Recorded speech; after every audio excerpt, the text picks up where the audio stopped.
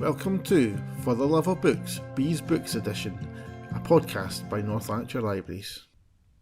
Hi, this is Pari. And this is Jenny, and we're here to talk about Bees books. I was waiting for you to jump in there. I was going to jump in and then I hesitated too long. And I've just made it awkward now. Yes, well, but now next time you won't know. I won't know either way. Am I going to come in, am I not? But thank you, I appreciate the space that you made for me. So, the theme that we gave us this time is based on one of, I think, both our favorites, certainly mine. Mm-hmm. I love reinterpretations and retellings and reimaginings, as Bee asked us to reimagine. Yes. So I'm really excited to know, what book have you chosen for Bee? So I have chosen not the book I was originally going to choose. I have chosen Scarlet by Genevieve Cogman. And What I'll a let fantastic you have a look at the cover. And I want you to read the Oh, byline out right. loud. France, 1793. Revolutionaries want blood, but vampires bite back. So yes, it's the French Revolution, but with vampires. Excellent. I loved it. But I need to see what your book Oh, is. that's fantastic. But just before I forget, sorry, that just reminded me of Pride and Prejudice and zombies. Oh, I have seen this, but I've not. I got haven't read into it. I own a copy in somewhere, but yes, I haven't read it either. Mine is a book you might not be as excited by because you've read it. Well, you've not read the second one. I don't think you No, got I this haven't. far. But it's a series that Jenny, I wouldn't go as far as to say hates, No. but is very off and Yes. is like, makes grumpy faces at. But it's genuinely one of my favorite series in the whole world, which is, like we have similar tastes but different opinions. And I'll say what it is. So the book that I'm holding up is the second book in the series. It's called The Last Graduate. The first book is called A Deadly Education, and it's a trilogy called the Sholomance series. I think that's how you pronounce it. But yes, and it's by Naomi Novik.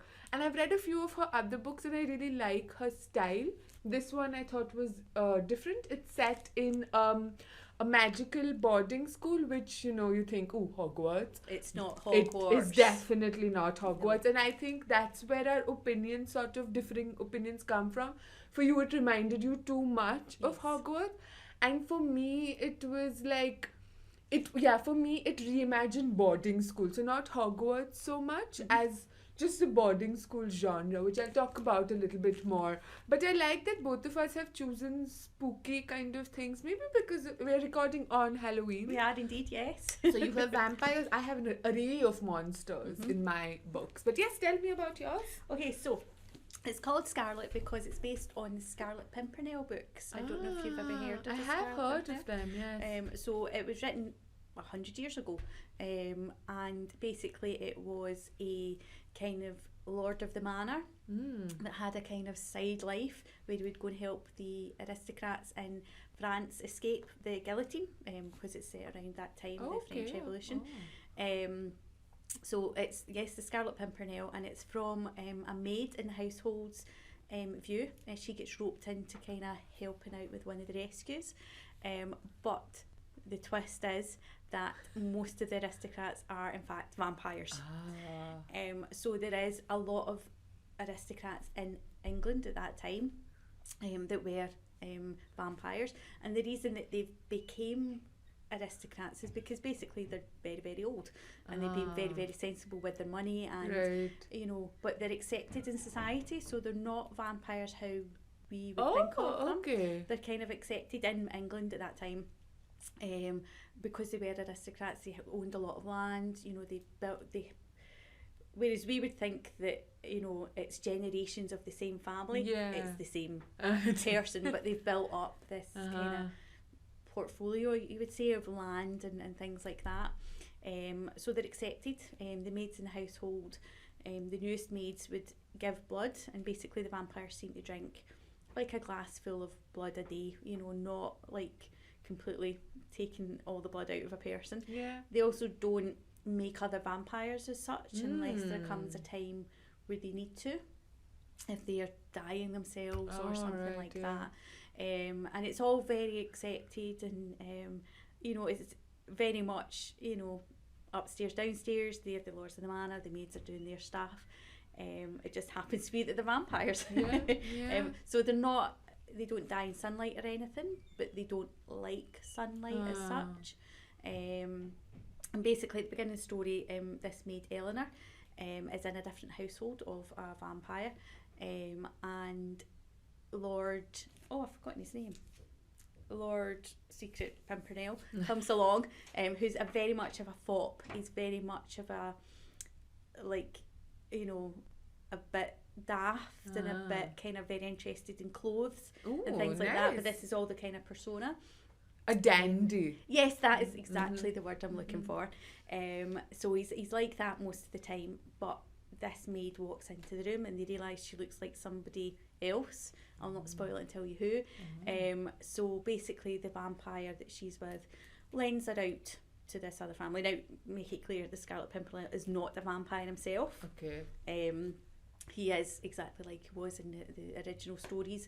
You know, this kind of aristo that's going to save people. But so it's strange because vampires don't like letting their staff go. Basically, the staff in the household are the families of, you know, it's more generational for those than anything else. But she also kind of wants to help. So Eleanor kind of gets farmed out, and then you're seeing it from Eleanor's point of view. She susses really quickly that Lord Percy is the Scarlet Pimpernel, and the other guys that come to visit, you know, are part of his team, as it were. And then she kind of gets roped into it. And it's just a very much different twist on that story. But what I liked about it is the Scarlet Pimpernel himself was one of the first superheroes, one of the first people like Batman, like the Shadow, like the Phantom. Because he has like a name, a title. Yes, mystery. So, like Bruce Wayne is very much Lord Percy, and then at night he becomes.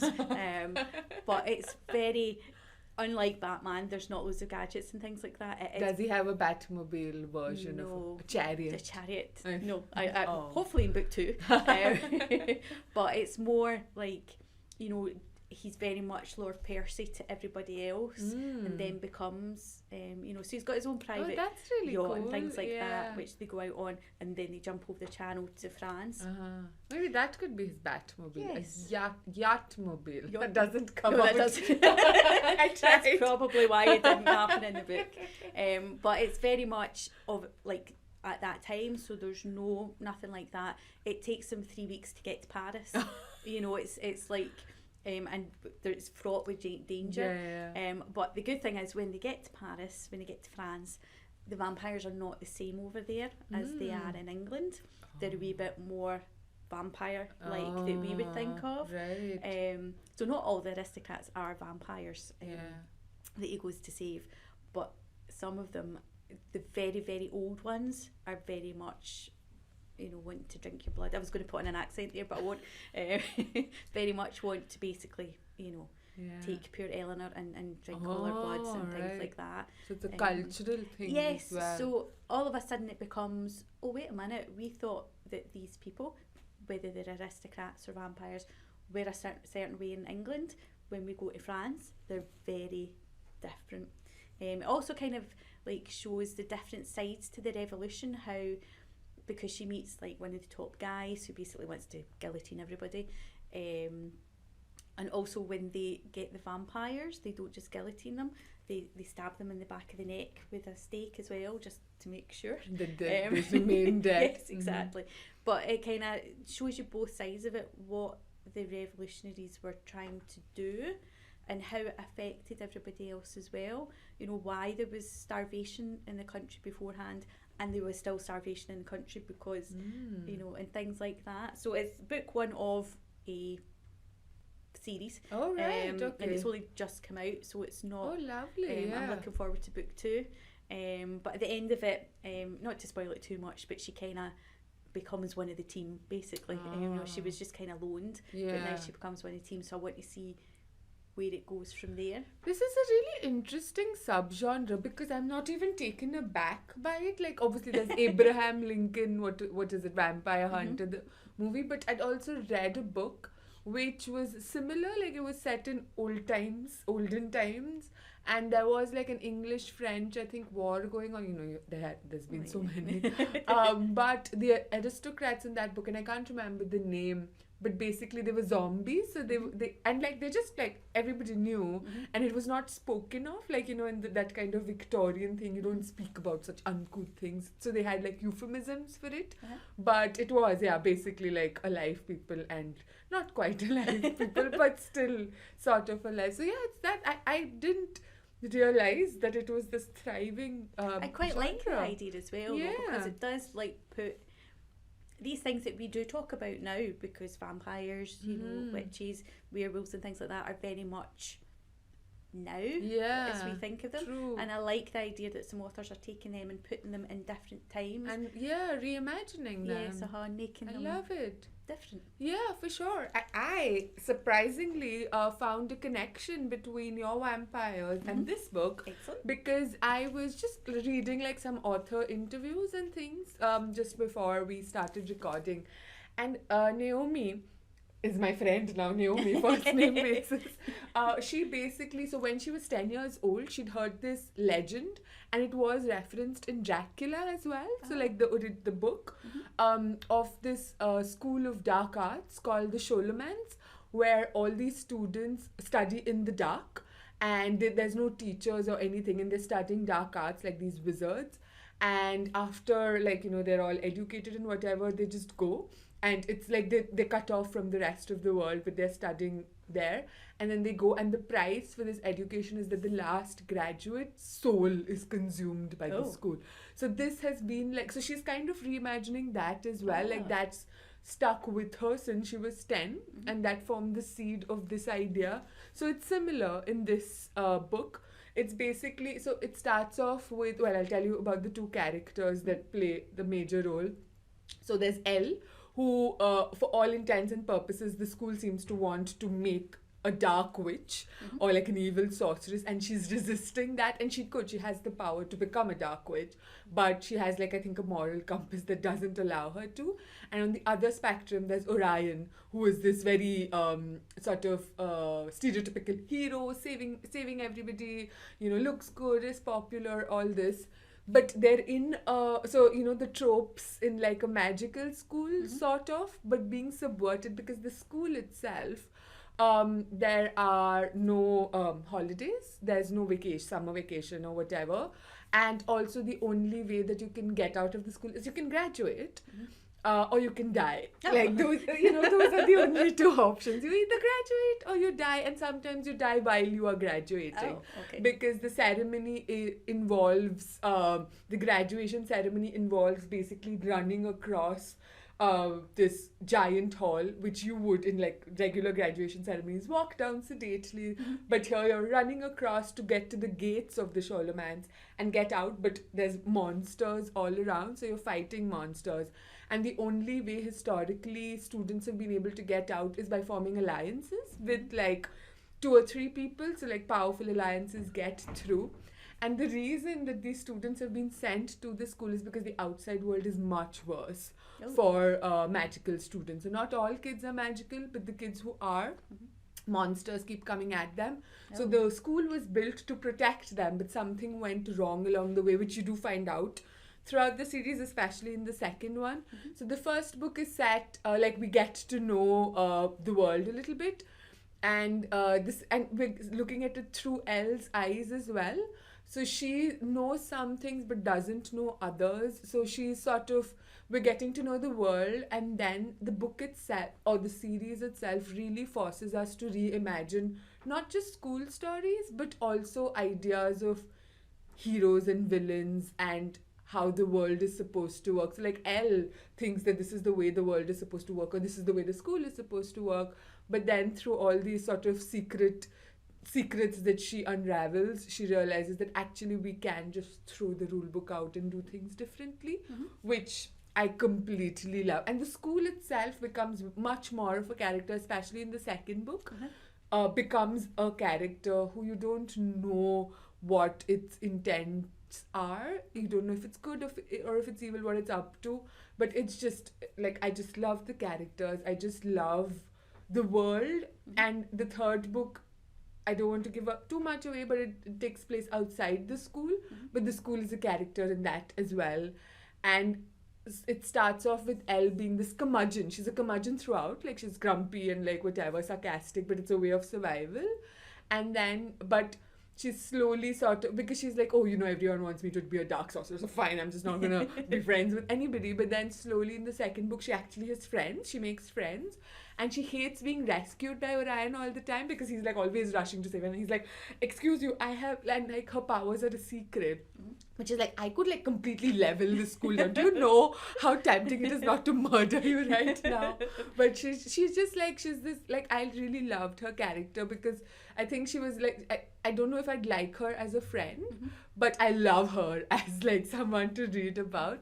And she makes friends, and then she is really powerful, but it's how she sort of navigates that power and all these other mysteries that are thrown in the way and unraveled. And there's just a lot of emphasis on community, I think, because she starts off alone, and then you find out different bits about her life, about other characters' life outside, because it's so easy to just be in the school, because you're like, so like basically the school is full of monsters, so you're both trying to survive the monsters in the school, but then there's also secret dark witches and wizards who will kill students to sort of ingest their power. So you're trying to survive them as well. So it's survival. It's school. And nobody decides to stay in bed all the time. No. I mean, you could, but sometimes there's like one of the walls in your rooms is just like it's the void, I think. So if you fall in, you're just like, you're gone. So it's not a safe space. I will tell you. It's not safe. And like graduation, there's no like breaks in between, because you come in when you're 11 or 12 or whatever, and you leave. So there's 5 years, I think. I don't remember the details, but you're there throughout the 5 years. So there's no visiting family for breaks. So you come in with all the things that you're going to need to survive the next 5 years. Right. So there's not really much that you can bring in because you don't know. What you need. Yeah, you don't know what you need. Because there's no... Yeah, so like there are people who get out. It's not like everyone dies. Most people die. There are some people who get out and then they're set for life. Like they get into these magical communities called enclaves. And once you're in an enclave, it's like a visiting community or a magical community. So there's all sorts of barriers and like walls and things that will protect you from the monsters. So it's only till you become an adult that you need the protection of the school, because once you're out, you're safe. Or, no, safe-ish. Not safe. However, it doesn't sound as if these enclaves are going to be very big if all the students are killed off, pretty much. Well, that's it. Yes, so that's the thing. Like there are a lot of things that they've taken for granted all this while. Like while this school has been built, and like for generations they've been sending their kids here. Both powerful families as well as like really like sort of hut wizards, I guess, or hut witches. And she's discovering all this. So like we get into a stage when the world is shifting a little bit, and both she and Orion are responsible for that shift. And it just makes you question like through her eyes and through the story, and to reimagine like, you know, what sort of world they want to build and what sort of world they want to live in, and what sort of, who's supposed to be a hero and what a hero is supposed to look like, and who's supposed to be a dark witch and what they're supposed. I completely love the series. I know you're not a fan. No, you've kind of sold it a wee bit, and I will try again. I read the first one and I'd only got halfway through, I think. It was too similar and yet not similar enough to say somewhere like Hogwarts, or even, you know, a normal boarding school. And I wasn't sure I liked her. As you say, she's quite grumpy but also quite arrogant at some points, and I was like, I'm not sure I like you. But I like the idea that you just sold, that the school is like a character in itself, and which you don't know. Like I think one of the things that you struggled with, and I struggled with a wee bit as well, is that you're dropped into the story midway. Like she's already been in the school for 2 or 3 years, so she knows things that we don't know. And there's a lot of like sort of, what's it called, slang, I guess, or colloquialisms that fit into that world, but we are not a part Yeah. of. So but if you get through that a bit, and sort of muddle on through, I think it's just a fascinating, like, I love the magic system, I love the magical school system and the characters that you get to know too. And it's like the mysteries too, like both the first and the second book end on cliffhangers, while the second book much more. And you just like, oh my god, what's What going to happen next? And there's just a lot of plot twists that happen as well, because like even though you're dropped in the middle of this confusing thing, you start taking things for granted as well, and because you're looking at it from her eyes, and then you're like, oh wait, right, it doesn't need to be this way. And it's just one of the things, you said it reminded you of Hogwarts. So the interview that I was reading with Naomi, who's my friend Your now. friend, uh-huh. Yes, yeah. So she said that, so it was born of one of the reimagined things was this Dracula, this legend or whatever she'd heard. The other was like, she loves Hogwarts. She grew up on Harry Potter. And she's just like, as a parent, I started thinking about the health and safety risks and hazards in Hogwarts. Like, do you really need a basement with a basilisk in it? Exactly. Do you need staircases that just decide to change their mind midway? So she went all in. She's like, oh, I'm going to actually make the school worse. And there's no safety. Like, you don't know if you climb down a set of stairs, you don't know if you're going to emerge out alive at the bottom. You don't know what's hiding in the nooks and crannies. So she went all out. She's like, the school is trying to kill them. Yeah. But is the school trying to kill them? Is the question that we find out. Or is that the only thing it's doing? Because a lot, so there's no sort of, I guess, sugarcoating the amount of deaths that happen. Like, she's like, I'm not getting attached to anyone because they're probably going to die tomorrow. Are we talking like George R.R. Martin levels of death? No. But you have to be prepared for people to die, but it's not that kind of book. No. So it's not... Just aware of people. Yes. Like, it's mostly like people in the back, what do they call them? Red shirts. It's like that version of a fantasy thing, of just people in the background. Just a lot of death happening. So don't grow too attached to people. But there's like a core group that sort of works together, and there's like some sort of challenges as well. It's just like within the sort of thing of this dark school, there's friendships and communities and jokes and like, I don't know, like the way that they, you survive difficult times. So it's like this traumatic experience that's like they're figuring, and they're teenagers as well. There are no teachers in the school. They have to teach themselves basically. So they're in charge of their own education. And if they don't, so they can't just sort of like, we in the library have like kids coming in, skipping school. In this case, if they skip school, it might lead to their death. So, like, you can skip school or you can die. So, because all the education that they're, you can go in different directions, and she chooses like a very researchy, scholarly, like it's all sorts of research, they're researching themselves. But you can choose to go in different, there's like things like you can be a really good artifact creator, or so different strands of magic. But you have to commit to it, because that's going to help you in the graduation ceremony, or even like day-to-day survival. So it's just it's a very different even though it's really similar, like magical schools and things. For me, it wasn't similar enough to Harry Potter. So it was almost like that was a language and tropes that you knew, but she was going like rogue. Rogue is right. Naomi, she loves going rogue. So yes, I would say that that was what I struggled with, that you weren't entering this school at year one. You were kind of in the middle. However, having now read Tamsin Muir, where you are just plopped right in the middle of it, I would go back to read this knowing that probably, like Gideon, it goes somewhere. Yeah. Oh, it does, yes. And I would want to see where that went. But squeaky shoes. I only gave it not even quite half the book. Yeah. Because I felt as if there was a book before it that I had missed. Yeah. But perhaps if I had stuck with it, but it also depends so much, right, on your mood, your life circumstances at that time. I was reading both this, and then I think I read Gideon in quick succession. So I was just like, I'm just reading books that's going. Like, they're going to be hard work, and like hopefully there's a payoff. But there is a payoff. Like, I think Gideon in this, like in the last year, I think a year and a bit, I've read it. My two top favorite, like lifetime favorite series. I just love these books so much. So even if like you want to give them a chance, but if somebody else wants to give them a chance, I would absolutely recommend it. Very annoyingly, we only have the second book in Coatbridge Library, but whichever library you go to, you can request the first one, which is what I had to do.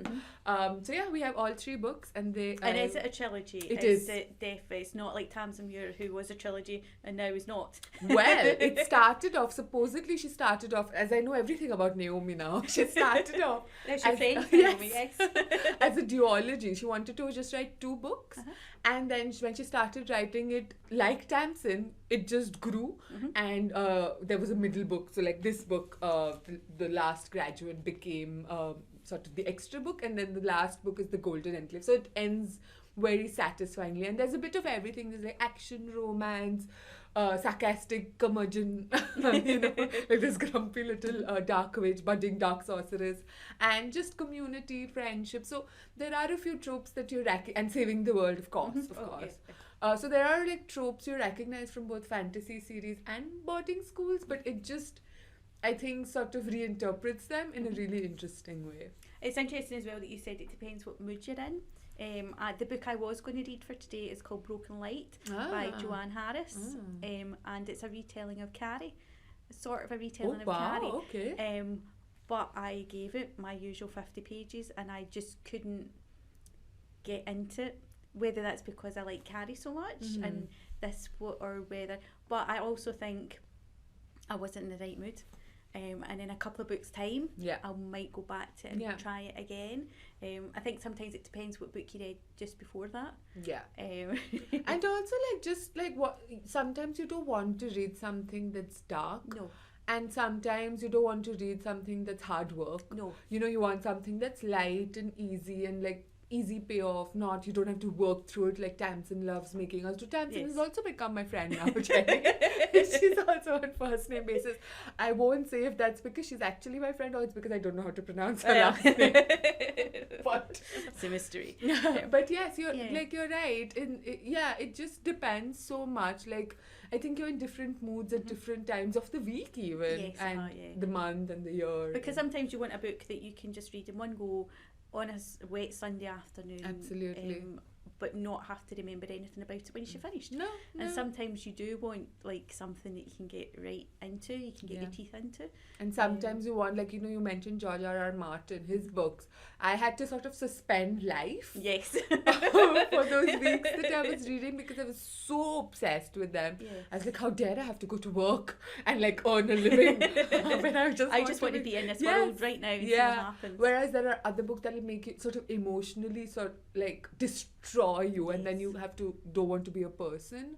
And some are just like happy and fluffy and light and things. Exactly. So yeah. Because Scarlet, the book I read, was just nice after the book I had read before. It was quite a kind of gory crime. Oh, right. And although this has got vampires in it, it's not kind of gory. And it's not about them, really. No, I mean, they're there, but it's more of an adventure story rather than anything else. No, I think you've absolutely sold that book to me. I haven't read The Scarlet Pimpernel. I'm going to put this on my list. It's a lovely cover as well. And at the back of it, the author does talk about how she grew up reading things like The Scarlet Pimpernel, seeing these new superheroes develop after that. Yeah. Like, I love The Shadow. The Phantom, as I say, Bruce Wayne, Batman, all these kind of things that had a double life. Yeah. And, just that kind of seemed to be the first kind of superhero without being a superhero. I love it. So it's in conversation. That's what I love about retellings. They're both in conversation with the present and the past. Like, they're mixing it together in a way that's really interesting, I think. So I think B is super happy. I'm speaking for her. I spoke for Naomi. I spoke for Tamsin. Might as well speak for B. She's super happy with us, She's super Jenny. happy, So yes. So do you know what our next episode is going to be? I do. I think B listens sometimes far too much to what we're talking about, and often hears our tummy rumbling while recording. So next one is snacks and supplies. Oh, nice. I think we must come armed with snacks and supplies. I think there will be discussion with what we eat when we're reading. I love, as well, love it. Indeed we do. Oh, yes. But yes, snacks and supplies. Yes. Sounds great. I'm already excited to see what I'm going to recommend to both you and Absolutely. B. Yes. So thank you so much for listening. We'll see you next time. Bye. Bye.